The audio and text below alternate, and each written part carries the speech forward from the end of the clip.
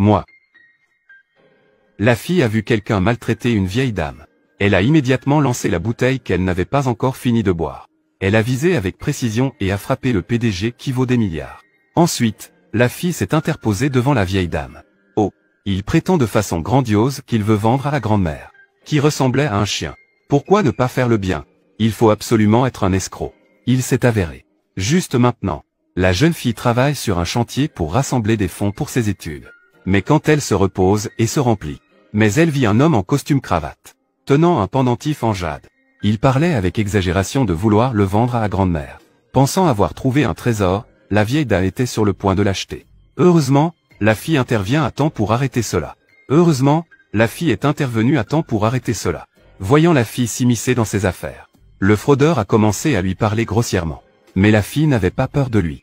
Voyant cela, voyant la situation, l'homme a pris le pendentif en jade et s'est enfui. La fille a rapidement cassé un morceau de pain de vapeur et l'a donné à sa grand-mère. La grand-mère savait que c'était le déjeuner de la fille. Ne veut pas répondre. Mais elle ne pouvait pas résister à l'enthousiasme de la fille. La fille s'inquiétait que le pain de vapeur soit trop sec pour sa grand-mère. Elle est alors allée acheter une bouteille d'eau à l'épicerie. Au moment où la fille est partie, le petit-fils PDG de la grand-mère est arrivé. La fille pensait qu'il était complice de l'homme précédent. C'est ainsi que la scène initiale s'est reproduite. La grand-mère avait peur que les deux hommes ne se disputent. Elle a alors dit à la fille qu'il était vraiment son petit-fils. La fille fut alors embarrassée. Cependant, le PDG a décidé de ne pas lui en vouloir car il savait que la fille agissait par bonté. Il a donc décidé de ne pas lui en tenir rigueur. Pour exprimer sa gratitude, il emmène toujours la fille manger au restaurant. La grand-mère était très reconnaissante envers la fille. Elle a dit à la fille que si elle rencontrait des difficultés à l'avenir, tu peux la trouver. Entendant cela, la fille a immédiatement refusé.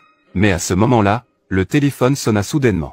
C'était le directeur de l'école qui la pressait de payer les frais de scolarité. Et la menace en cas d'échec demain. Elle ne pourra plus suivre cette école. En entendant les paroles du directeur, la fille demanda immédiatement un délai de quelques jours. Elle travaille dur sur le chantier pour gagner de l'argent. Elle aurait assez d'argent pour les frais de scolarité dans quelques jours. Mais le directeur ne voulait rien entendre. Il raccrocha directement. Pas le choix. La fille retourna auprès de sa grand-mère. Et lui demanda de manière effrontée si elle pouvait lui emprunter 8000 yuan. Le PDG pensait que la fille était avide d'argent. Mais la grand-mère aimait beaucoup la fille.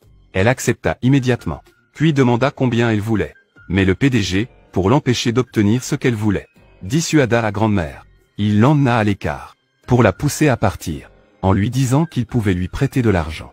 Mais les filles doivent d'abord se rendre service. En réalité, la grand-mère du PDG était très impatiente de serrer son arrière-petite-fille dans ses bras.